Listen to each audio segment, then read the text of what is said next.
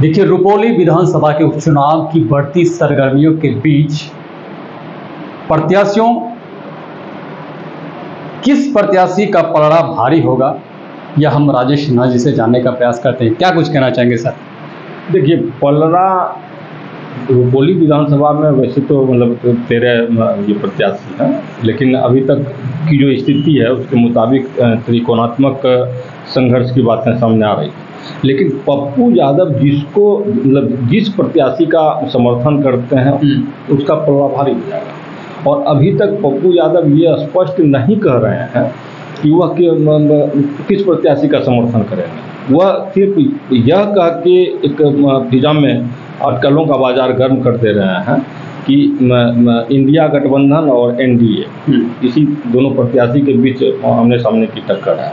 और एक तरह से एक संदेश भी दे रहे हैं कि निर्दलीय से ज़्यादा अगर भरोसा करना है तो इन दोनों पर करिए।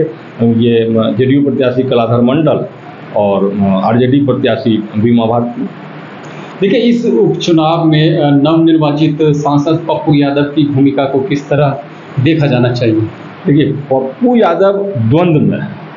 अगर वह बीमा भारती का समर्थन नहीं करते हैं तो ऐसे तो मान लीजिए पहले से ये राजनीतिक दुश्मनी लालू यादव और ये तेजस्वी यादव से पप्पू यादव की है, जो लोकसभा चुनाव में दिखा भी। लेकिन अगर बीमा भारती का समर्थन नहीं करते हैं तो कहने के लिए लालू यादव और तेजस्वी यादव को ये मौका मिल जाएगा, एक अवसर मिल जाएगा कि पप्पू यादव के कारण ही बीमा भारती, इंडिया गठबंधन की प्रत्याशी बीमा भारती की हार हुई।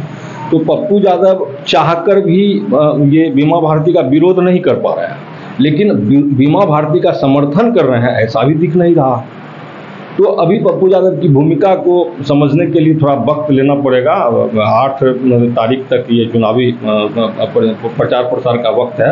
8 तारीख के 5 बजे शाम में थमेगा। उसके बाद 2 दिन जो बचता वो 8 और 9 ये महत्वपूर्ण दिन होगा। उसी समय स्पष्ट हो सकेगा कि पप्पू यादव आखिरकार किसका समर्थन कर रहे हैं।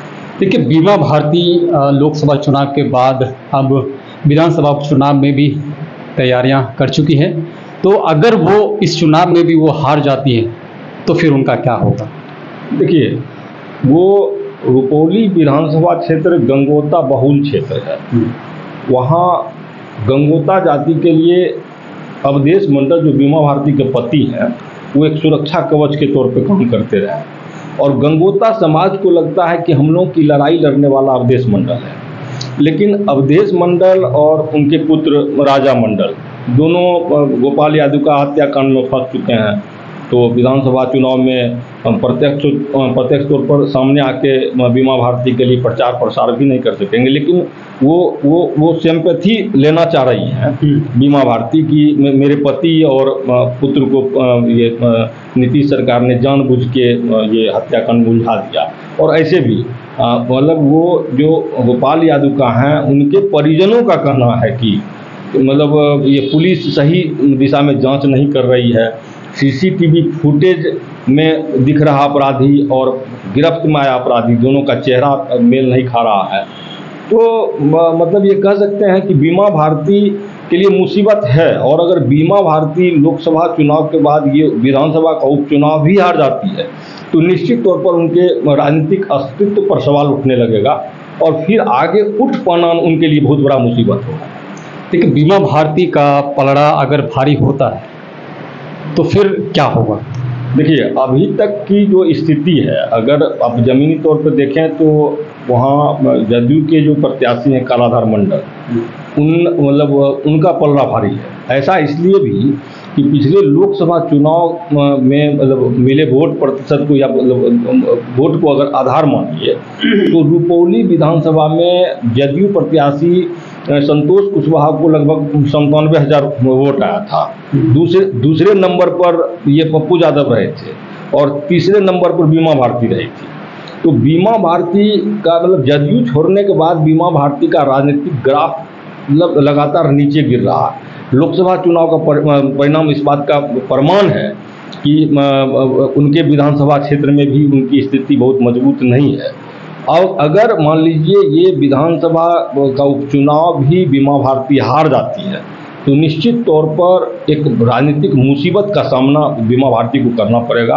और लालू तेजस्वी को भी ये लगेगा कि मतलब बार बार सट्टा लगाने के बाद, बार बार बीमा भारती पर दाव लगाने के बाद भी उनकी हार इस बात का प्रमाण है कि लगभग 25 वर्षों से वो वहाँ रुपौली विधानसभा का प्रतिनिधित्व करती आ रही हैं और ग्राफ गिरा है, जिसके कारण बीमा भारती राजनीतिक तौर पर अब हाशिए पर आ गई है। इस उपचुनाव का परिणाम इस बात का संकेत देगा कि आगे किस गति से बीमा भारती राजनीति कर सकेगी। बीमा भारती के पति और उनके पुत्र गोपाल यादव का की हत्याकांड में संलिप्तता है या उन्हें राजनीतिक षड्यंत्र के तहत उन्हें फंसाया गया है, क्या कुछ कहना चाहेंगे सर इस पर आप? देखिए, बीमा भारती के पति अवधेश मंडल और बीमा भारती के पुत्र राजा मंडल गोपाल यादव का हत्याकांड में संलिप्त हैं या उन्हें राजनीतिक साजिश के तहत फंसाया गया, यह तो पुलिसिया जांच का मामला और पुलिसिया जांच के बाद ही स्पष्ट हो सकेगा।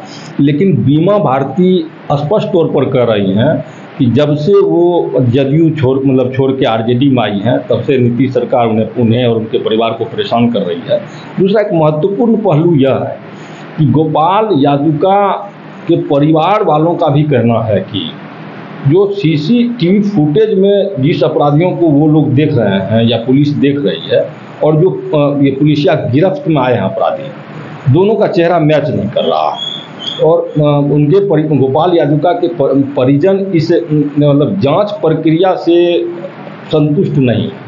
तो ऐसा हो भी सकता है कि राजनीतिक साजिश के तहत बीमा भारती के पति और पुत्र को फंसाया गया हो, लेकिन यह स्पष्ट तौर पर अभी कहना मुश्किल है कि साजिशन उन्हें फंसाया गया या पिता पुत्र की ये गोपाल यादव का हत्याकांड में संलिप्तता है। हाँ, वैसे बीमा भारती यह बार बार कहती रही है कि सीबीआई की जांच हो, सीबीआई की जांच हो, और अगर मेरे पति और पुत्र संलिप्त हैं तो सज़ा उन्हें भी मिलनी चाहिए। अब देखिए आगे क्या होता है, सरकार क्या निर्णय लेती है। अगर सीबीआई जांच होता है तो फिर दूध का दूध और पानी का पानी होना तय है। देखिए आगे क्या होता है। देखिए, रुपौली विधानसभा उपचुनाव को लेकर वर्तमान के सांसद पप्पू यादव पेशोपेश में क्यों है?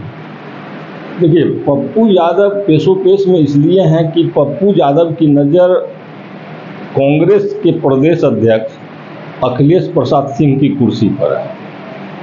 पप्पू यादव की चाहत है कि कांग्रेस लालू तेजस्वी की बैसाखी को छोड़ के अपने दम पर बिहार में खड़ा हो और मतलब एक अलग जनाधार बने।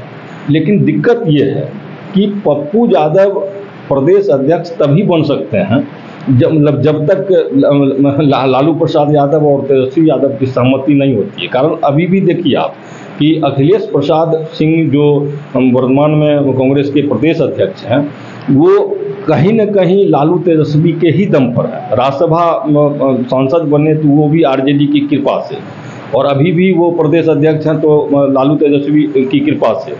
अब अगर पप्पू यादव प्रदेश अध्यक्ष बनना चाहते हैं तो इनको आशीर्वाद मिलना जरूरी है लालू यादव का। और ये मतलब लोकसभा चुनाव में यह स्पष्ट हो गया कि लालू यादव और ये तेजस्वी यादव नहीं चाहते हैं कि पप्पू यादव राजनीतिक तौर पर आगे बढ़ें और एक आने वाले समय में उन लोगों के लिए मुसीबत है।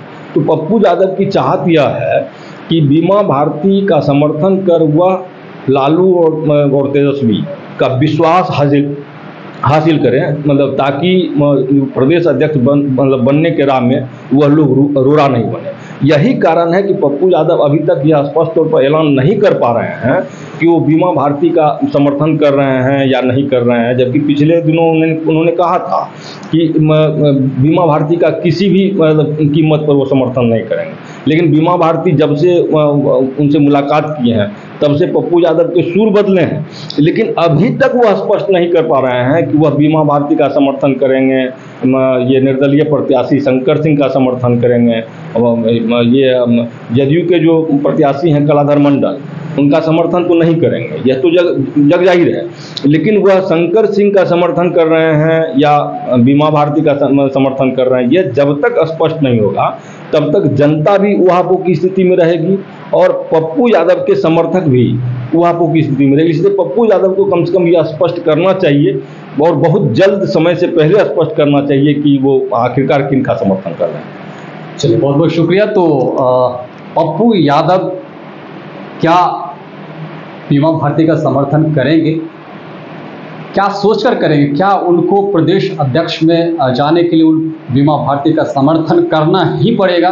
कहीं ना कहीं यह सवाल भी अब जहन में, लोगों के जहन में उठता हुआ नजर आ रहा है। और जो पिछले लोकसभा चुनाव में जो हासिल हुआ है, चुनाव के दौरान जिस परिस्थितियों से पप्पू यादव गुजरे हुए हैं, तो क्या लगता है कि तेजस्वी और लालू यादव का आशीर्वाद कह सकते हैं एक तरह से पप्पू यादव को मिलेगा या नहीं मिलेगा?